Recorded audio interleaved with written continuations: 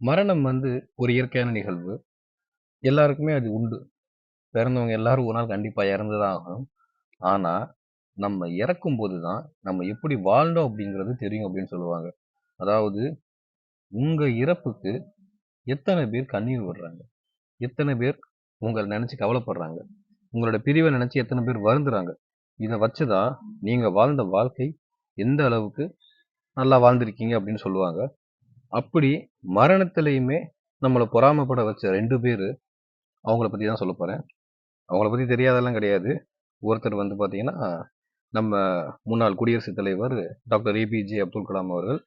2வது வந்து நம்ம கேப்டன் விஜயகாந்த். இப்ப 2 பேர பத்தி நான் ஏன் சொல்றேன் அப்டின்னா, இப்ப நெறைய பேர் வருத்தப்பட்டுருக்காங்க. நெறைய பேர் டெத்துக்கு.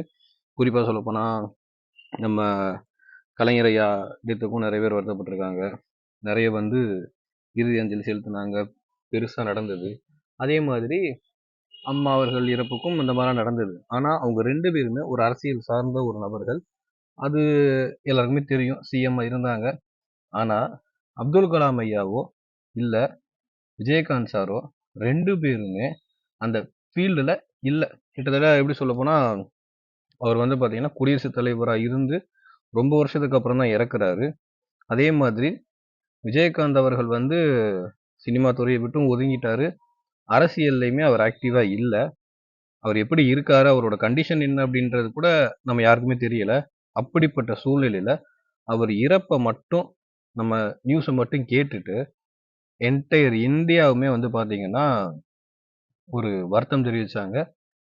எந்தவித எதிர்மறை விமர்சனங்களுமே இல்லாம, தன்னோட இறுதி காலத்த கடந்த 2 நபர்களா நான் பாக்குறது இவங்க 2 பேர மட்டும் தான். இப்ப ரீசென்ட்டா பாத்தீங்கன்னா, விஜயகாந்த் சாரோட டெத்துக்கெல்லாம் ஃபாரின்ல இருக்கிற ஒருத்தரு, ஜஸ்ட் நம்மள மாரி ஒரு காமன் மேன் தான். இறப்பு கேள்விப்பட்டு, உடனே காசு ரெடி பண்ணி, டிக்கெட் போட்டு இந்தியா வந்திருக்காரு.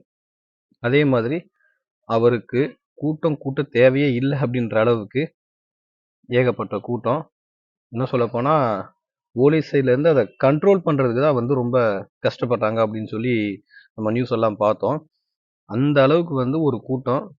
எதனால இவங்க 2 பேருக்கும் இந்த அளவுக்கு ஒரு கூட்டம், இந்த அளவுக்கு மக்கள் இவங்க மேல பாசம் வச்சிருக்காங்க அப்படின்னா, ஒண்ணே ஒண்ணு தான். எந்த எதிர்பார்ப்பும் இல்லாம, அவங்களால முடிஞ்ச விஷயங்கள மத்தவங்களுக்கு செஞ்சது மட்டும் தான். மத்தவங்க எனக்கு எதுவும் குடுப்பாங்களா? இதனால எனக்கு என்ன பயன் இருக்கா? எனக்கு இதனால படம் ஓடும். இதனால நான் வந்து இன்னொரு குடியரசுத் தலைவர் ஆகலாம். அந்த மாரி எந்தவித எதிர்பார்ப்பும் இல்லாம, என்கிட்ட இருக்கு. என்னால என்ன முடியுமோ, அது இல்லாதவங்களுக்கு செய்யறேன். என்னால என்ன குடுக்க முடியுமோ, அத குடுக்குறேன். அப்படின்னு 2 பேருமே பணமாகவோ, பொருளாகவோ, உணவாகவோ, இல்ல ஆ அறிவு சம்பந்தமான விஷயங்களாகவோ 2 பேருமே இந்த நாட்டுக்கும், மக்களுக்கும் அவங்க செஞ்ச ஒரு விஷயத்தினால மட்டும் தான், இன்னைக்கு அவங்க இறப்புக்கு வந்து இப்படி ஒரு சாவு கிடைக்காதா அப்படின்ற அளவுக்கு பொறாமைப்படுற அளவுக்கு ஒரு வாழ்க்கைய வாழ்ந்துட்டு அவங்க இறந்து போயிருக்காங்க. இன்னும் சொல்லப்போனா, இப்ப ரீசென்ட் டைமிங்ல பார்த்தீங்கன்னா, நம்ம கலைஞர் கருணாநிதி அவர்கள் இறந்தது கூட மெரினால அவங்க சமாதி வைக்கிறதுக்கு ஏகப்பட்ட பிரச்சனைகள் நடந்தது. கோர்ட் மூலியமா போய் தான் அதுக்கு ஒரு ரிசல்ட் வந்தது.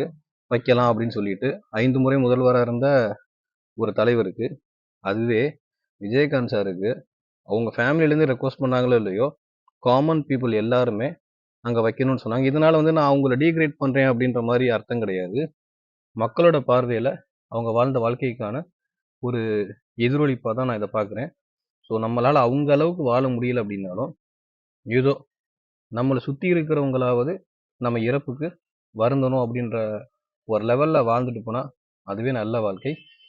அவங்க அளவுக்கு இல்லைனாலும், அதுல ஒரு 10% வாழ்றதுக்கு முயற்சி பண்ணுவோம். தேங்க்ஸ்.